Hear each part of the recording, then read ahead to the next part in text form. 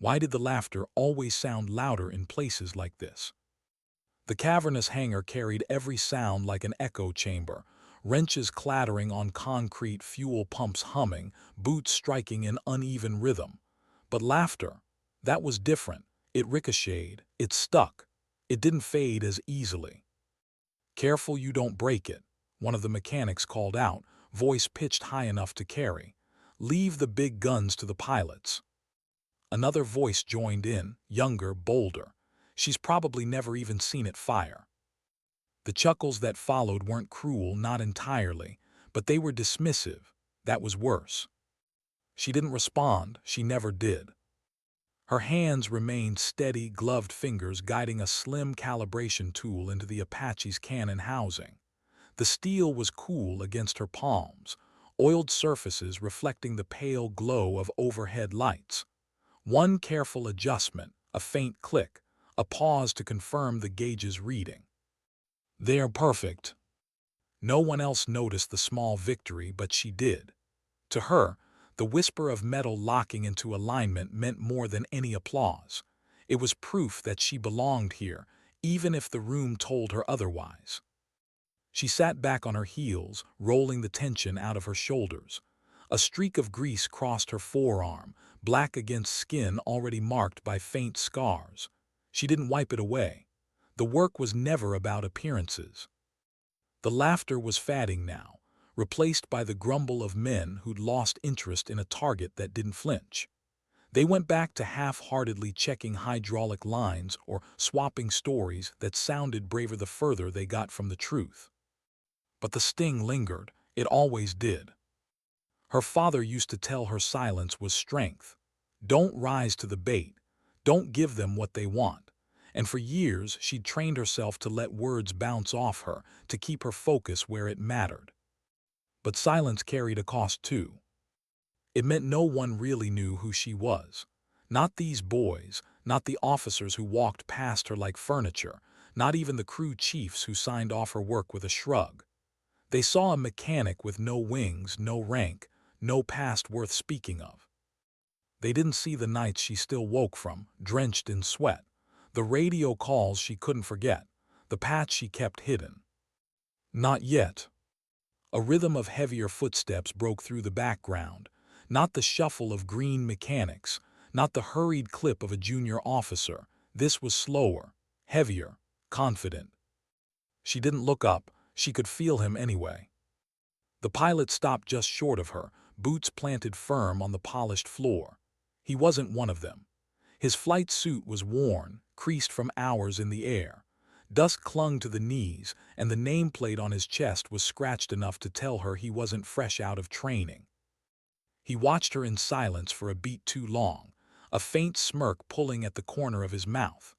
The kind of smirk men wore when they thought they knew a story before they heard it. She reached forward, arm brushing the light. The sleeve shifted. And that was when everything changed. His smirk faltered. Her shirt had slipped just enough to reveal a patch sewn into the fabric. Old, faded, its threads dulled with time but unmistakable in color, deep red crossed with black. A raven's wing stretched over a broken sword. The air between them thickened. He knew it. She could see it in the way his eyes locked onto the emblem, his breath caught, his stance sharpened. It wasn't recognition in the simple sense, it was memory. Something old, something whispered about but never explained. His voice cut low, measured. "Where did you get that?" The hangar seemed to quiet, as if the walls themselves wanted the answer. She straightened slowly, sliding the tool back into its tray with deliberate calm. Her gaze met his, steady, unreadable. She didn't flinch, didn't blink. "I asked you a question," he pressed, louder now. A ratchet stopped turning somewhere across the bay. Two mechanics froze mid-step, heads turned, drawn like moths to a flame. The space between her and the pilot became something else, a line drawn sharp and invisible, daring anyone to step across it. Another figure entered, this one in crisp uniform. His gold-trimmed epaulets caught the light, announcing authority before his voice did. "Something wrong here, Captain." The pilot didn't move his eyes. He didn't need to. His words carried across the room. That insignia, Raven Squadron. A ripple cut through the onlookers. For most, the name was a rumor, a ghost of a story traded in bars and whispered during night shifts, a unit that didn't exist on paper, a shadow. For a few, though, it was something heavier, a scar they'd heard of or maybe carried. The officer's gaze shifted to her arm, narrowing. His silence was louder than questions. She finished the bolt she'd been tightening, clicked the panel shut and rose to her feet. Taller now, steadier. Her presence filled more space than her frame suggested. The pilot spoke again, almost to the room itself. "You don't wear that unless you earned it." His words hung like a blade. But she gave them nothing. No denial, no explanation, no defense. Just a rag to wipe her hands, folded neatly, placed on the cart. The officer stepped closer. His voice dropped to something quieter, edged with authority. "Name." She gave it short, clipped, just the syllables required. The officer turned. "Run it." A crewman hurried to the workstation in the corner, fingers tapping the keyboard. The screen glowed in reflection against his glasses. A pause, a frown, hesitation. "Sir," his voice faltered. "I've got her assignment logs, maintenance records, but nothing before 2 years ago. No training history, no enlistment." He stopped himself, glancing at her. It's like the rest was scrubbed. The pilot finished the thought, or erased. Her eyes met his again, calm as still water. If she felt the walls closing in, she hid it well. The officer studied her for a long, silent moment. Finally, "You've been holding out on us." She reached for the safety cover on the cannon and snapped it shut. The sound was crisp, final. It sent a shiver across the floor, though no one could say why. The hangar seemed to hold its breath. That was when the radio crackled. Not the usual chatter, this was sharp, urgent. "Tower to maintenance, tower to operations. Be advised, Gunship 21 declaring in-flight emergency. Repeat, Gunship 21 in-flight emergency." Every head turned. The forklift stopped mid-beep. A wrench clattered to the floor. The air itself tightened. A second transmission broke through static. Main weapons system failure. Secondary hydraulics unstable. Pilot reports partial control loss. Estimated 2 minutes to critical descent. 2 minutes. The officer spun to the comm station. "Patch me through to the cockpit." A strained voice cut back, barely holding steady. "Copy, Major. I'm fighting the cyclic. She's rolling left hard. Bay doors jammed open. Hydraulics bleeding out. I've got maybe a minute." The Major's jaw tightened. He scanned the hangar. Most crews were gone, airframes out on sorties. Only one Apache sat ready, the one she had just serviced. Fuel topped off. Systems green. His eyes landed on her. She hadn't moved since the call came. Gloves still on. Hands resting lightly on the Apache's nose as if she could feel its pulse. The pilot stepped forward. "Major, we can take this one. She's ready." The Major hesitated. "You're suggesting?" "We've got 90 seconds, the pilot cut in. "No other gunners, no other airframes. Unless you want to watch 21 crater, we move now." The Major's gaze locked on her again. "You up for this?" She didn't blink. "Tell me where you want me." The switch flipped. The hangar exploded into motion. How fast can a life change? For her, it was the span of a breath. One moment mocked in a hangar, the next shoved into the storm. "Clear the deck, clear the deck." Ground crew scrambled, dragging cables, pulling away carts. The thrum of activity rolled through the hangar like a surge of electricity. She climbed the ladder into the Apache's gunner station. No hesitation, no wasted motion. The straps clicked into place with muscle memory she wasn't supposed to have. Hands moved like water over controls most mechanics only looked at, never touched. The pilot, the same one who'd called her out for the patch minutes ago, dropped into the rear cockpit, his voice tight over the intercom. "Power up, rotors engaged, feed green, systems nominal. Above them, the blades began their slow churn, heavy and deliberate. Each rotation pulled more air into the hangar, building a storm that rattled tool trays and sent paper manuals spiraling into corners. The major stood by the comms, barking orders, but his eyes never left the gunship. The smirk that used to live on his face was gone, replaced by something harder. He knew this was no ordinary launch. "Clear left, clear right," the pilot called.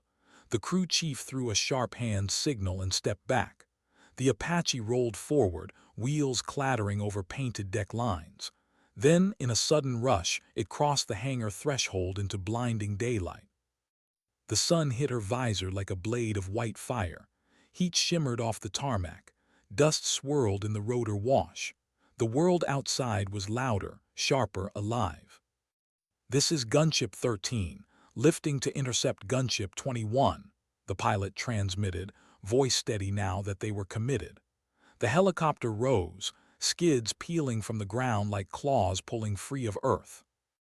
Her heartbeat should have been racing, but it was. Instead, each breath came measured, each movement deliberate. It was the same calm she'd felt before in moments that never made it into reports. The kind of calm people mistook for coldness until they realized it was survival. "Visual on 21, she said, scanning the horizon. A glint of sunlight betrayed the crippled Apache, dipping unsteadily, fighting its own weight. The stricken pilot's voice cracked through static. 13, I've got no joy stabilizing the bay doors. Feels like I'm dragging an anchor, hydraulics bleeding. Can't hold her." Her hands moved across the gunner's console. Systems hummed to life under her touch, not to fire but to override. "You're pitching left because your drag's uneven," she said, tone flat, clinical, like she was explaining a drill. "I'm going to cycle your weapons bay from here. Stand by." The pilot behind her glanced forward, voice doubtful. "Can you even do that remotely?" She didn't answer, she didn't need to. Her fingers danced across the panel, initiating a maintenance override most crews didn't even know existed. The stricken bird groaned in protest, metal shrieking against itself.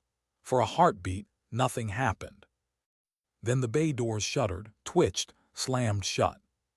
The stricken pilot gasped. "Roll stabilizing, I can hold her." Still heavy on the port side, she cut in. "Keep your nose 5 degrees right, trim will do the rest. Bring it home." The tower crackled in. 13, escort her to the runway, do not lose visual. "Copy," the pilot behind her confirmed, his voice low with awe. The two helicopters angled back toward the airfield. Sunlight caught their blades, turning them into silver arcs against a sky so blue it looked painted. Below, ground crews raced toward the runway, fire trucks trailing foam cannons in case it all went wrong. The damaged Apache wobbled but held its line, guided by her voice as much as the controls in its cockpit. "Steady, steady, you've got it. Skids down easy." The crippled bird kissed the runway with a puff of smoke and dust. It rolled, fought for balance, then groaned to a stop, still upright, still alive. The airfield erupted in motion. Crews swarmed, medics running, foam hoses primed but unused. Relief carried through the field like a wave. She exhaled once quiet, almost invisible, and began powering down her console. Every movement precise, as if closing the loop on a ritual. The pilot and her own bird sat them down beside the wounded Apache. Their skids clanged softly onto the concrete. Canopy open, rotor noise exploding back into a hurricane, heat slamming into her face. She unbuckled, climbed down, boots striking asphalt with a weight that made the ground feel smaller than it should. Every pair of eyes followed her. The rescued pilot climbed from his cockpit, helmet tucked under one arm, sweat plastering his hair. His voice carried, raw and confused. "Who the hell are you?" She didn't answer. She turned, walked back toward the hangar, gloves still on, visor down, a silhouette moving against the glare. The crowd parted, instinctively. Inside, the Major and the original pilot were waiting. Neither spoke. The hangar seemed quieter than it should have been. She stopped in front of them. The Major's voice was careful, weighted. "Good work." Her reply was colder than the steel walls. "The gun's ready for the next op." She stripped off her gloves, set them neatly on the workbench, and walked past. Behind her, whispers began, soft, urgent, growing. "She closed the bay doors from here." No way she knew that override without being trained. You saw how she strapped in, like it wasn't her first time. Voices braided into a hum of speculation, but she moved through them untouched. At her bench, her tools still lay where she'd left them. She picked up a cloth, wiped grease from the cannon housing, and set it down again, as if the last 10 minutes hadn't happened. But the hangar knew better. Something had shifted. The Major crossed to the comm station, voice pitched low. "Run her record again." The specialist hesitated, fingers flying over keys. Same result. 2 years of logs, nothing else. Like a knife had cut her past away. "Check the off-net archive," the Major ordered. The kid tried, same void. The pilot leaned closer, jaw tight. "Records like that don't disappear by accident." The Major said nothing, but his eyes stayed on her, tracking the rhythm of her movements, the calm precision with which she worked. She ignored them, or pretended to.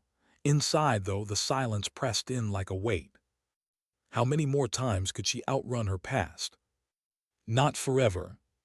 And as the hangar buzzed with whispers and unease, she knew something was already moving, something that wouldn't let her stay invisible much longer. Outside, the horizon shimmered with heat. A storm was coming. She could feel it. What happens when silence becomes more dangerous than words? The hangar had gone back to work, at least on the surface. Wrenches clinked against bolts, fuel hoses hissed, radios chattered in short bursts. But the rhythm was wrong. Too many eyes flicked in her direction when they thought she wasn't looking. Too many conversations stuttered mid-sentence the moment she passed. She ignored it, or she told herself she did. Boots steady, she wiped down the cannon's housing again, cloth moving in quiet arcs. The smell of oil clung to her gloves. Metal under her hands was the only thing that felt honest. Machines didn't whisper. Machines didn't judge. But people did. Major leaned against a support beam at the far end of the bay, arms folded. He'd been watching her since they landed. Not openly hostile, not curious in the careless way the younger mechanics were. His gaze was sharper, measuring, like a man sorting through pieces of a puzzle he didn't remember agreeing to solve. Beside him stood Captain Rock, the Apache pilot who had flown with her. He hadn't spoken much since touchdown, but his jaw had been tight, his silence heavier than words.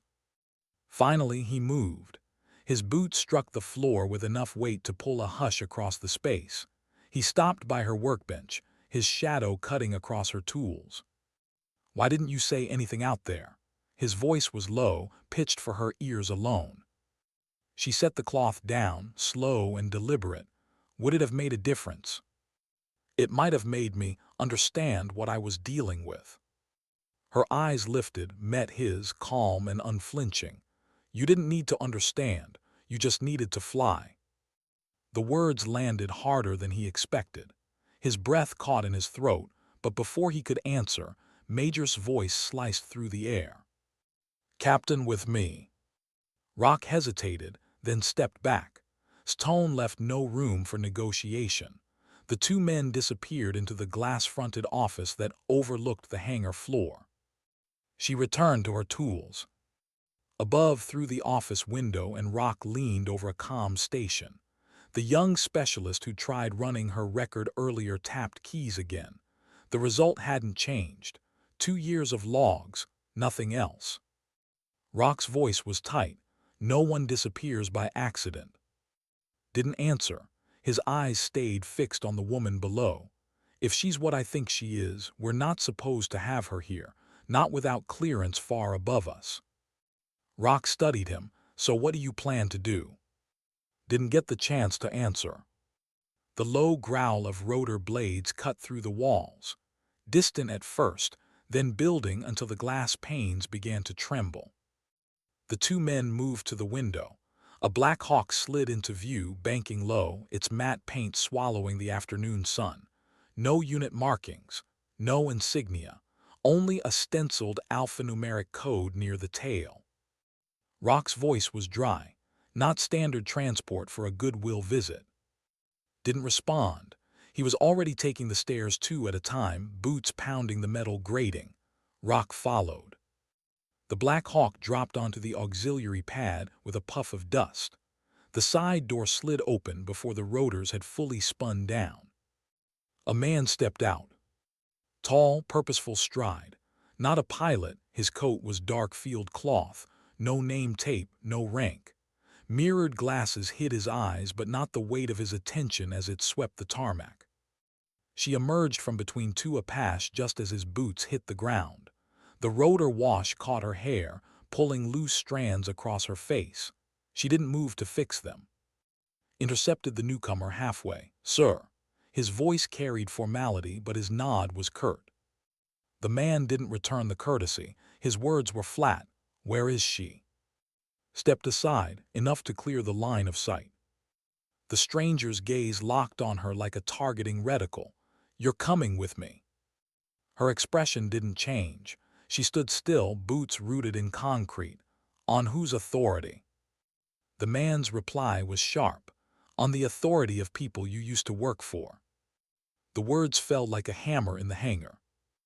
Rock stepped in before she could answer. "If you're here to pull her, I'd like to know why." The stranger turned his head slightly, mirrored lenses catching Rock's reflection. "Need to know, and you don't." The air shifted. Mechanics froze mid-task. Wrenches hung forgotten. Even the hum of compressors seemed to dim beneath the weight of the standoff. His voice cut in, trying to bridge the tension. "If this is going to happen, let's take it somewhere private." But the man in the coat shook his head. "No point. Everyone here already saw too much today." Her eyes moved across the faces gathered, some curious, some uneasy, all waiting. "What's this about?" she asked quietly, not to the stranger but to. The major hesitated, his tone careful. "They say they need you elsewhere, somewhere that requires your particular background." The man in the coat added, "And before you ask, it's not optional." The silence that followed was heavier than any argument. She tugged at her cuff, rolled the sleeve just high enough for the patch to show. The red and black threads flared in the harsh light. "If you want me to walk away from this hangar," she said evenly, "you'd better be sure the people you work for are ready for what that means." The man's jaw flexed, but he didn't answer. He gestured to the waiting helicopter. She moved, boots whispering across the concrete, past Rock, past the mechanics who parted without being asked. At Rock's shoulder she paused for half a second. "You fly like you mean it," she said softly. "Don't waste that." Then she walked on. The rotors built into a storm again. Dust whipped across the tarmac. She climbed aboard, the man in the coat following close behind. The door slammed shut.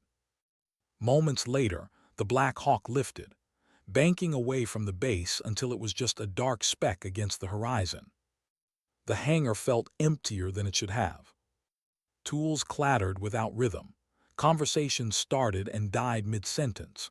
Mechanics glanced at each other, unsure of what they'd just witnessed. Rock stood beside, staring at the sky where the helicopter had vanished. His voice was quiet. "She's not coming back, is she?" His answer came after a long pause. "If she does, it'll be because she decided to, not because anyone here went to get her." They both turned toward the Apache she'd worked on. Its nose pointed toward the open doors, silent, but carrying the weight of what had just happened. The world outside hummed faintly, but the storm wasn't gone. It was only moving. And deep down, both men knew, whatever she had been running from was running toward her now. How many times can you walk away from the past before it comes to collect? The Black Hawk's cabin was all hard edges and vibration. Metal ribs, exposed wiring, the steady pulse of rotor blades driving up through the floor and into her boots. A machine built for function, not comfort. The kind of ride where silence was louder than conversation. She sat on the portside bench, harness clipped, helmet off but headset snug against her ears. Across from her, the man in the coat braced himself with one hand on an overhead strap, the other resting loosely on his knee. His mirrored glasses were gone now, tucked into a pocket. His eyes were sharp, not unkind but unreadable. For a while neither spoke. The drone of the engines filled the space between them. The pilots up front exchanged clipped words, altitude and headings, nothing more. Finally, he broke the silence. "You haven't changed much." It wasn't a question. It wasn't even entirely a compliment. Her gaze stayed on the world slipping past the open side door, the base shrinking into nothing, the horizon stretching wide. "You have," she said evenly. A faint curve touched his mouth, gone almost as soon as it appeared. "We don't have much time before we land, so I'll skip the courtesies. They want you back in the loop." Her jaw tightened. "I'm out of the loop, that's the problem. If you're not interested, they'll find someone less qualified." He leaned forward slightly, his voice pitched low enough that the crew up front wouldn't hear. "And when it goes sideways, which it will, you'll wish you'd been there." She didn't answer.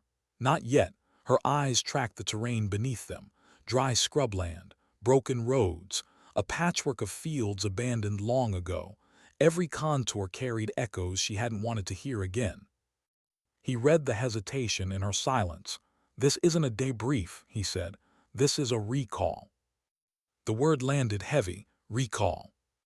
She didn't look at him. "The brass who signed my discharge, they're just pretending it never happened." His shoulders shifted, a small shrug that wasn't casual. "The situation's bad enough that even they want you back." Her throat worked once, but she didn't let the memories reach her face.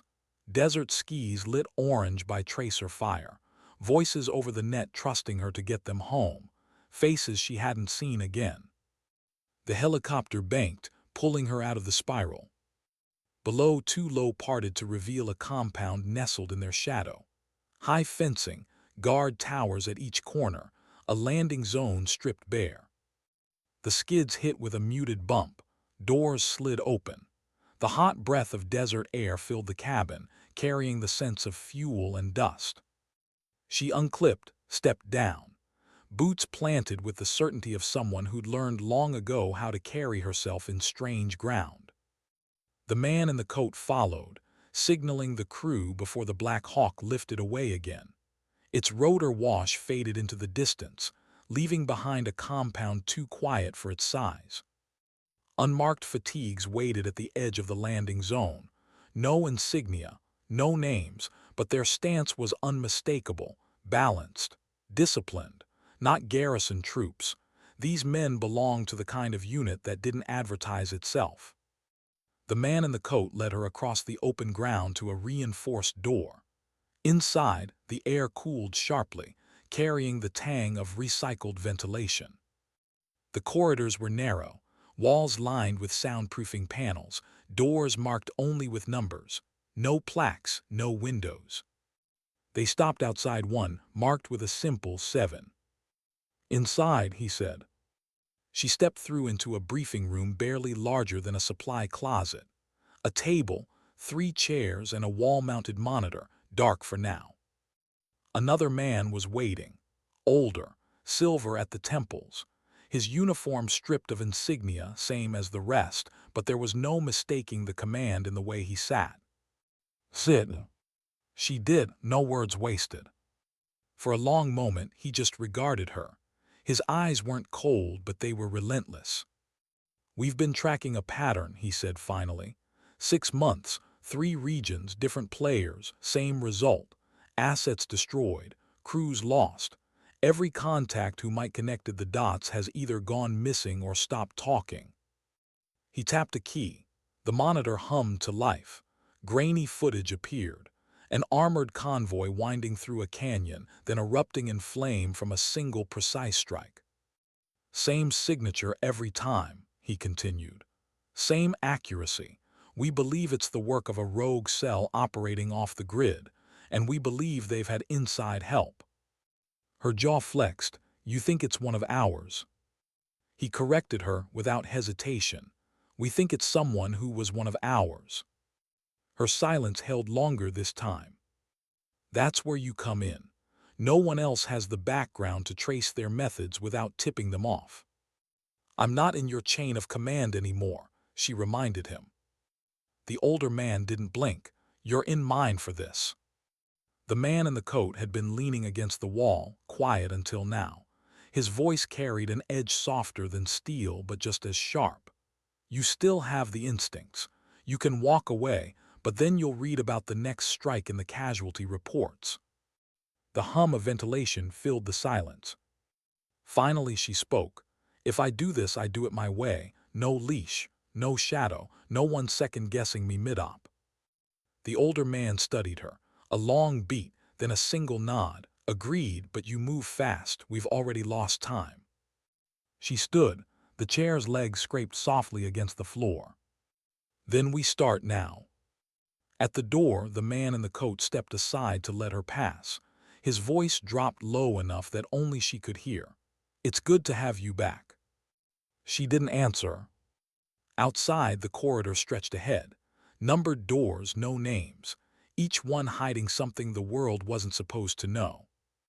And she knew, even before she reached the end of the hall, this mission would drag her straight back into the shadows she'd fought to leave behind. Some debts were never erased. Some patches never forgotten.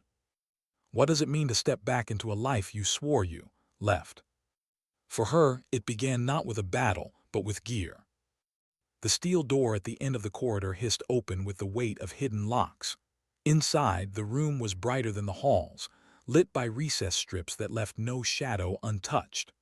Along one wall stood open lockers, each with its contents arranged like an exhibit: body armor, helmets, night optics, rifles with their serial numbers filed smooth. A quartermaster waited with a tablet in hand. Young, clean-cut, eyes sharp but voice flat with protocol. Yours prepped, specs match your file. File, a word that didn't exist on paper anymore. She scanned the wall. The rifle caught her attention first. Short-barreled, suppressed, balanced like a custom job. She hefted it once, rolled her wrist, tested the weight. It fit, but she set it aside in favor of a sidearm, lighter, faster, more versatile. The choice was deliberate, always deliberate. Next came the armor. Ceramic plates woven with Kevlar. Newer than what she'd worn before, but the feel was familiar. She strapped in without assistance, adjusting until it hugged without slowing her. The quartermaster hesitated before holding out a small object. Command wanted you to have this. It was a comm unit, not standard issue. This one hummed with encryption layers beyond regular field gear. She turned it over in her palm, slid it into place, and caught her reflection in the dark lens of a storage case. For a moment, the woman looking back wasn't the mechanic the hangar had known. She was something older, sharper, a shadow made flesh. A voice crackled in her ear, testing the channel. You're green on comms, let's move. She followed the man in the coat outside. A matte black vehicle idled nearby, its paint absorbing light, its profile built to disappear on either city streets or desert trails. She climbed into the back. He took the passenger seat. The driver, another unmarked figure, eased them out of the compound. The wheels whispered on gravel, then gripped dirt. They fell away, revealing a stretch of badlands where the horizon bled into haze. Minutes passed before the man in the coat spoke. His voice was even but carried weight. Target's a relay point. They've been moving information through it without touching the open net. Our job, to intercept and confirm who's running it. Confirm, she repeated, not shut down. For now. She let the phrase hang. In her experience, for now was just code for until politics change. The vehicle slowed near a weathered bridge spanning a dry gully. Beyond it, a cluster of low buildings slouched against the land. abandoned to anyone not looking too closely. They dismounted. The ground crunched under her boots, stone, grit, silence. She scanned the compound through binoculars. Faded paint peeled from the walls, windows blurred with dust, but behind one a shimmer of movement, a glint of metal catching sun. Two inside, she murmured, maybe three, armed. The man in the coat adjusted his optics, nodded once. Your approach. She studied the terrain, mapping lines in her head. I take the south wall. There's a collapsed section for cover. You hold north, cut off escape. No argument. He trusted her read. She moved low, rifle balanced, steps silent against uneven ground. At the breach in the wall, she paused, listening. Voices drifted from inside. A language she didn't speak fluently, but she caught the tone. Casual, bored. She slipped in. Dust and old wood scented the air. The first man leaned against a table, weapon slung but safety off.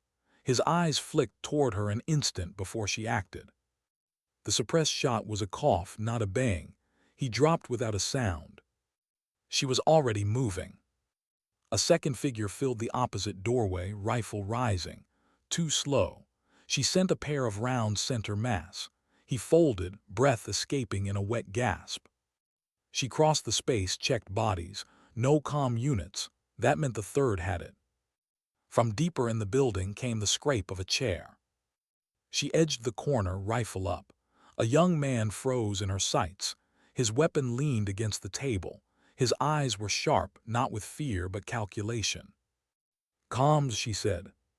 His gaze darted to the side. She was faster, twisting his arm, slamming him onto the surface. The device clattered free. She scooped it up, slid it into her vest. Package secured, she said into comms. The man in the coat appeared in the doorway less than a minute later, weapon still raised. He scanned the room, relaxed fractionally when nothing moved back. He slipped the device into a pouch. We're clear. They retraced steps, out the breach, across the dirt, back to the vehicle. The heat hit harder outside. The air felt cleaner but heavier. She knew the quiet wouldn't last. Halfway back he spoke, you still have it. She didn't answer. Some skills weren't things you lost. They were things you carried like scars. The road twisted between ridges. The driver shifted gears, eyes flicking to mirrors too often. Her voice was flat. Why change route? Too many on the main approach, the man in the coat said. Her gaze shifted to the horizon. A dark speck on the ridge moved, too deliberate for wind or wildlife. We've got eyes on us. The first shot cracked. A sliver of steel ripped off the doorframe near her shoulder. Contact, the driver shouted, swerving. Gravel sprayed in arcs. Multiple shooters, she called, scanning angles. At least three. The man in the coat pulled an SMG from under his seat, racked it smooth, and leaned out. Bursts of fire stitched across stone. She dropped low, door half open, rifle braced. Her shots came measured, precise. One target slid from the ridge, body tumbling loose. Another muzzle flash sparked near a thorn bush. She swung, squeezed, silenced it. They're trying to pin us, she muttered. Box us in until the rest close. Gully ahead, the man in the coat shouted. There. The driver jerked the wheel. The vehicle dipped into the cut, walls rising tight on either side. Incoming fire muffled but not gone. Not over, she said, breath steady, eyes sharp. Never is, he replied. The gully twisted, slowing them, and that was when she heard it, low, growing. An engine, not theirs. She tapped the frame twice, contact rear. The driver checked the mirror. A dark ATV closing fast, two riders, one braced on the roll bar with a weapon. She twisted in her seat, rifle snapping up. Keep us steady. Two shots. The gunner pitched sideways, weapon clattered from his grasp. The ATV swerved, slammed the wall, flipped into dust. They didn't stop. The compound gate loomed ahead, guards already in motion, swinging the barrier open. The vehicle roared through. Brakes screeched. Dust billowed. She was out before the wheels stopped, rifle raised, scanning. Nothing followed for now. But the silence was heavy. "They knew our route," she said flatly. The man in the coat's jaw tightened, "which means they know what we took." Her eyes met his, "and they'll come again." Above them the light was fading, shadows stretching long across the yard. The relay's comm device wasn't just intel, it was bait. And she'd just taken it. Why does the night always make everything louder? Inside the compound, the air carried a tension no one spoke about. Guards shifted more often than usual, eyes scanning horizons as if expecting shadows to move.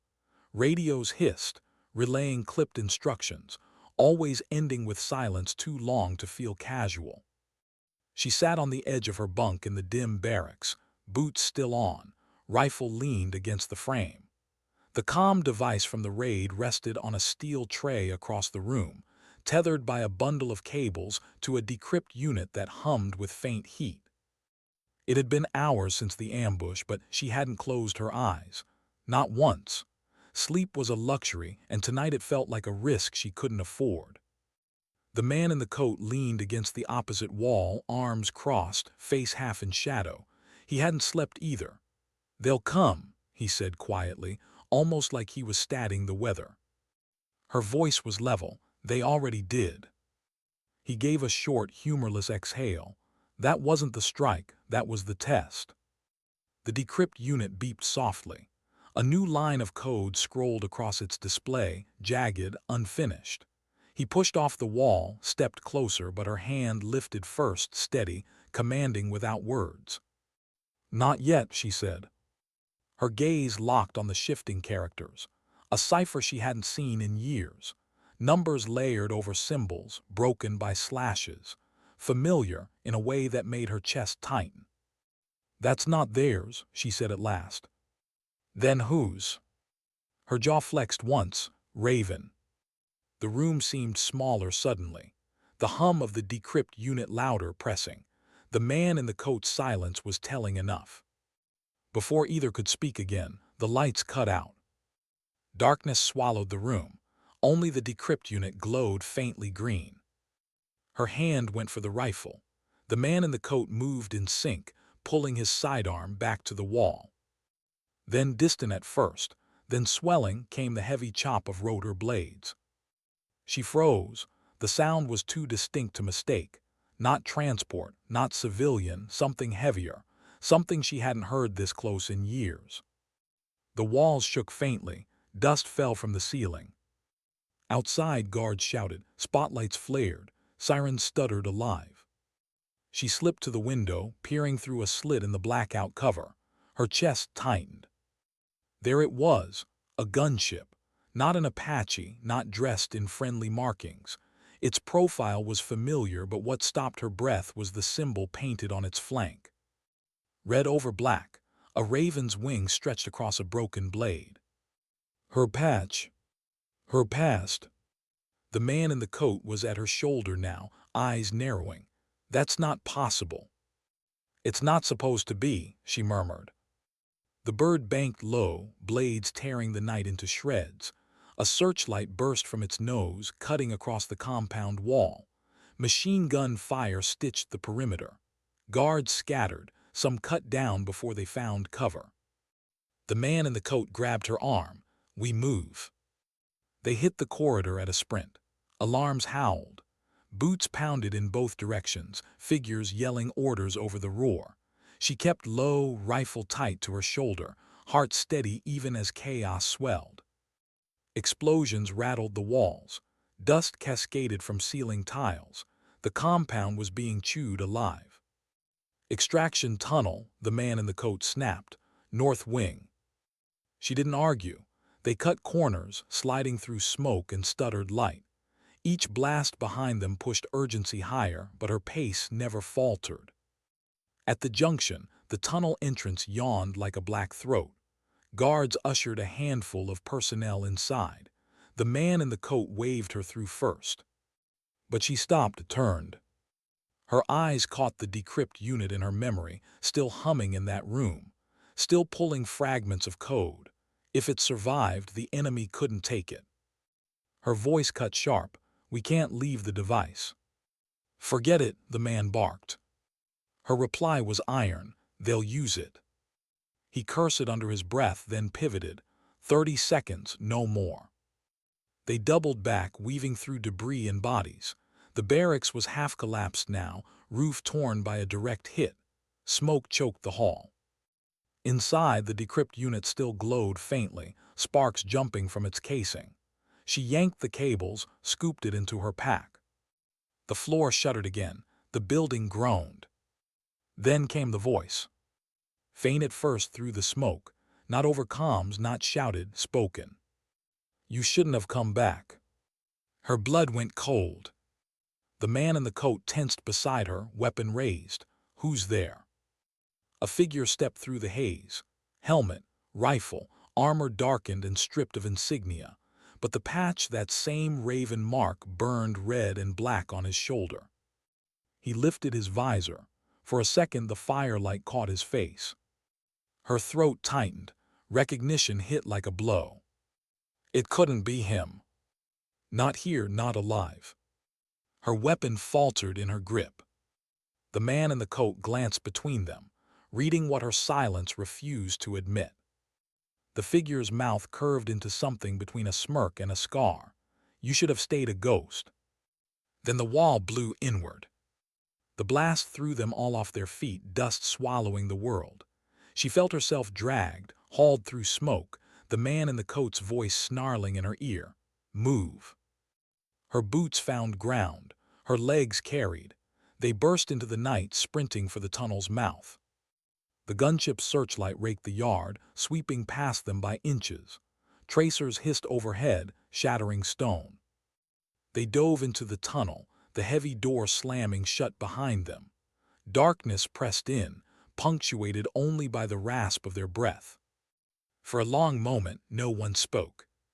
Finally, the man in the coat's voice came, harsh with disbelief. Who the hell was that?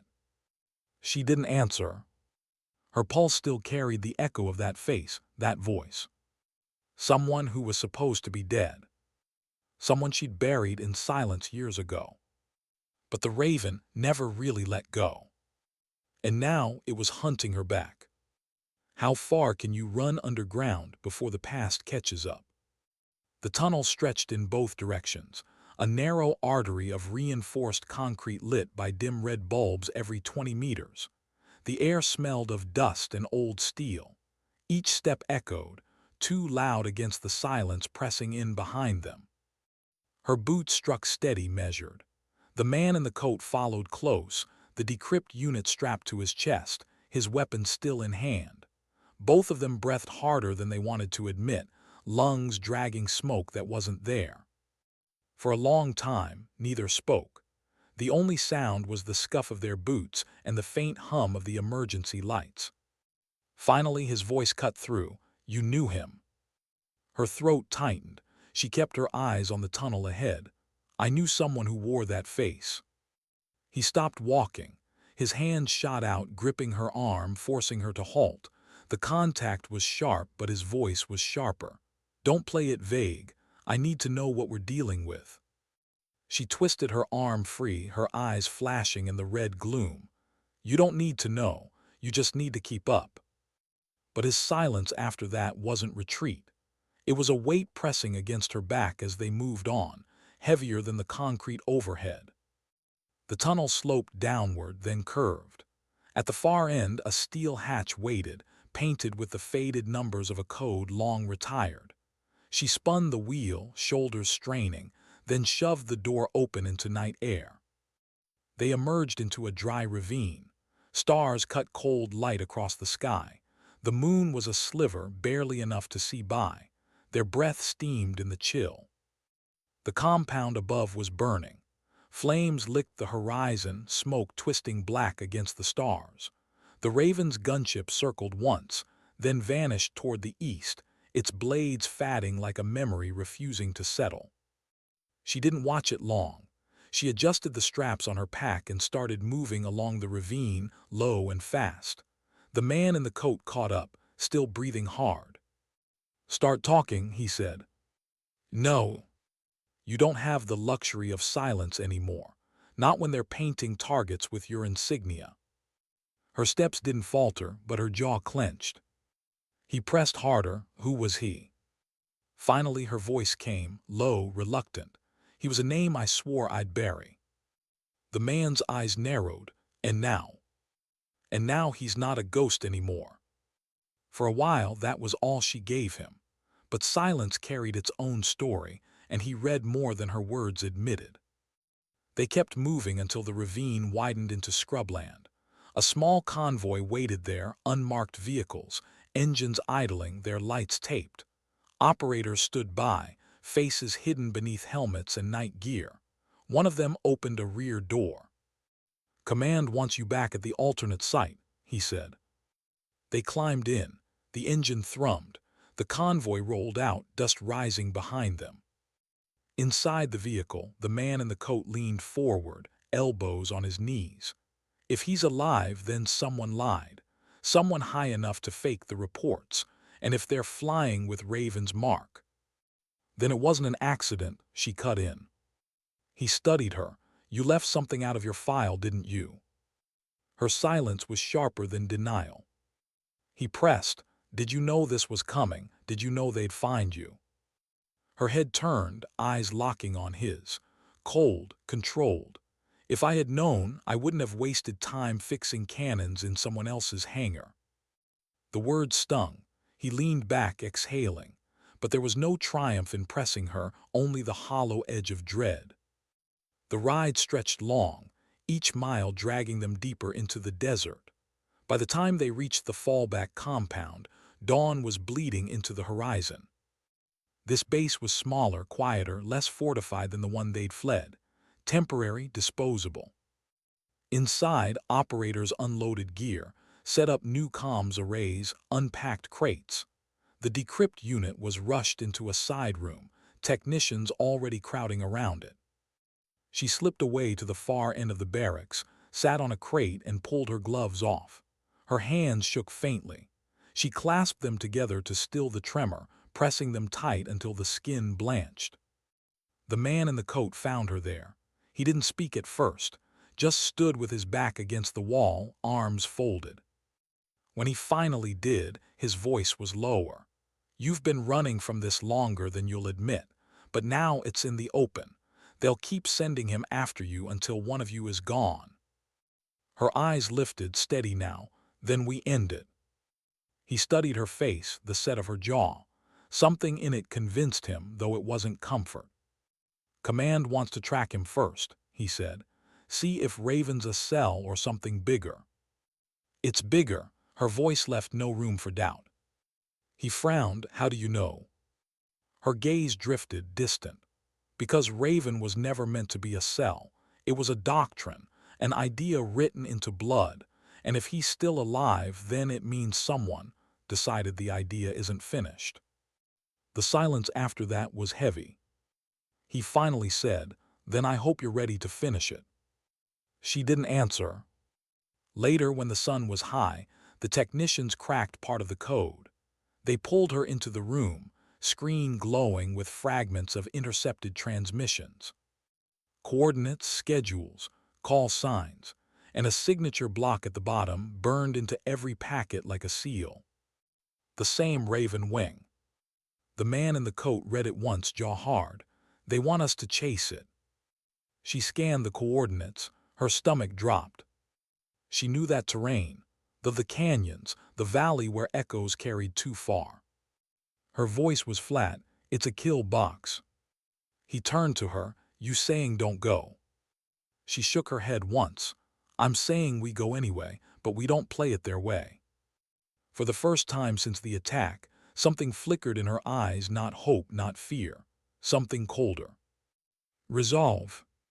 The technicians looked between them uneasily, but neither explained further. That night, as the operators prepped their gear, she sat apart, sharpening a blade she hadn't carried in years. Each stroke against the whetstone whispered steady, calm, a ritual, a reminder. She thought of the man she'd seen through smoke, the face she'd buried, the voice she'd sworn she'd never hear again. And she thought of the patch still stitched to her sleeve, the forbidden mark that had drawn every eye in that hangar. The raven wasn't just chasing her anymore. It was daring her to answer. And she would. What happens when the hunter becomes the hunted? The convoy moved at night. Engines low, lights taped, radios hushed to whispers. Dust lifted in pale clouds behind them, swallowed by the desert's silence. She rode in the rear vehicle, rifle across her lap, eyes fixed on the black sliding past the windows. Each shadow looked like it could hold a muzzle flash. Each silence carried weight.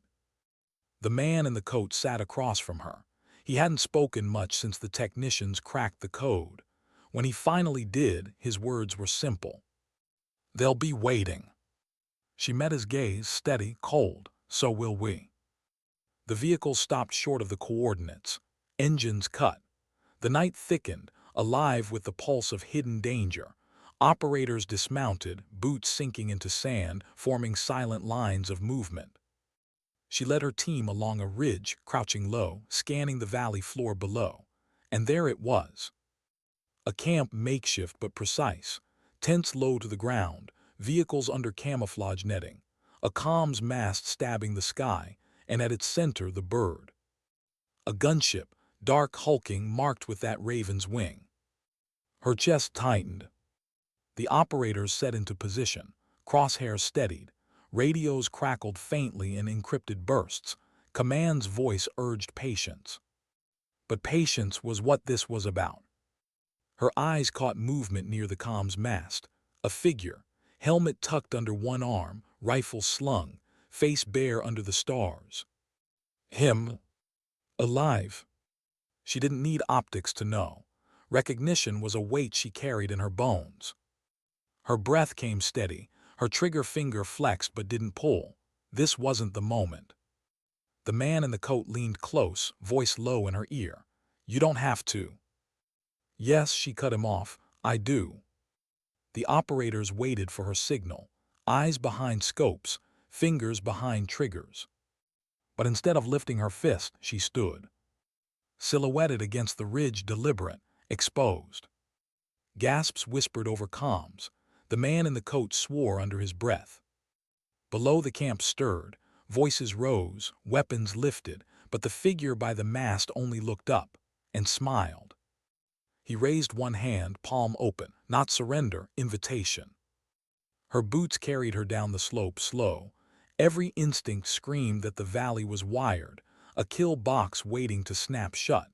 But she didn't stop. At the foot of the ridge, the air tasted of dust and fuel. The operators above whispered, desperate. "She's walking straight in."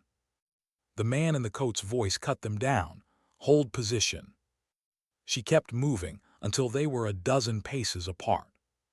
The man's eyes were sharper than memory, but the smirk was the same. "I told you once," he said, voice calm. "We were built for more than shadows. You didn't believe me." Her grip tightened on her rifle. "You're not supposed to be alive." Alive enough. He tilted his head, raven patch catching starlight. And alive for a purpose. The doctrine wasn't meant to die in files or whispers. It was meant to rise when the world forgot it. Her silence was heavy but not disbelief, recognition. He stepped closer. "You could have led it. You had the discipline, the fire, but you chose silence." She steadied her breath. "Silence kept me human." His smile faded. Humanity is weakness, and weakness dies. Around them, the camp stirred like a living thing. Weapons clinked. Boots shuffled. The tension of waiting soldiers ready to move at his word. But he didn't give it, not yet. Instead, he studied her with eyes that still remembered who she had been. "You can't outrun what you are. That patch on your arm isn't forbidden because they hate it. It's forbidden because they fear it." Her heart beat steady, slow. Her voice came soft but sharp. "And maybe they're right." For a moment, neither moved. Then a flash, a soundless burst from the ridge above, a warning shot in the dirt. The operators had lost patience. The camp roared alive. Tracers ripped the night. Muzzle flashes split the dark. Chaos. She dropped low, rifle up, firing controlled bursts. The man in the coat's voice shouted over comms, ordering cover fire, repositioning units. The valley became thunder, echoes bouncing off stone. Through it all, she kept her sights on him. He moved with calm precision, weaving through his men, rifle spitting fire, shouting orders that cut the night sharper than bullets. He wasn't just surviving, he was commanding. But so was she. Her operators pressed the line, driving fire down, pinning targets. The man in the coat flanked left, laying suppressive bursts. The valley became a furnace. Still, the raven-marked man never faltered. He thrived in the storm. Until she cut through it. Her shots were steady, measured, each one carving space until they were face to face again. No cover left between them. He smiled one last time. You should have stayed a ghost. Her finger squeezed. The shot hit center mass. His body staggered, breath torn from him. He fell to his knees, eyes still burning with something more than pain. "Doctrine doesn't die with me," he whispered. Her second shot ended the whisper. The camp broke. Fighters scattered, weapons dropped, vehicles abandoned. The raven's bird roared to life, its rotors clawing at the sky, but before it could lift, a streak of fire slammed into its belly. The explosion tore the valley with heat and light, fragments raining across the sand. Silence followed. Not the silence of peace, but the silence of endings. She stood over his body, rifle low, breath ragged but steady. Her hand brushed the patch on his sleeve. The same raven, the same broken blade. She tore it free. By the time dawn touched the ridges, the operators were gathering what was left. The man in the coat stood beside her, eyes searching hers. "You ended it," he said quietly. Her gaze stayed on the horizon where smoke rose in pale ribbons. "No, I ended him. The idea will try again, somewhere with someone else." He didn't argue. He knew she was right. She turned the patch over in her palm, the red and black threads frayed by fire. Then she closed her fist around it. Sometimes the fight wasn't about erasing a doctrine. Sometimes it was about refusing to let it own you. As the sun rose higher, the operators loaded into their vehicles. Engines hummed, dust swirled. She walked away from the body without looking back. Some ghosts needed silence. Some patches needed burning. And sometimes dignity doesn't speak. It simply acts.